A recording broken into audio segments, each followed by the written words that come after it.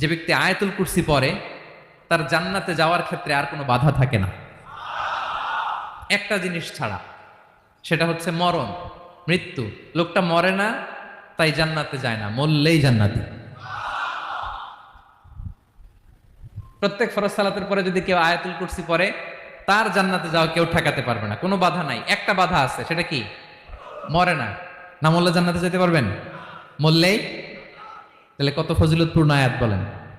বাতুপা হাতের আমার কলেজার টুকরা ভাইয়েরা, প্রত্যেক ফরজ নামাজের পরে এটা পড়বেন ইনশাল্লাহ। বলেন সবাই, প্রত্যেক ফরজ সালাতের পরে এই আয়াতুল কুরসি পড়বেন।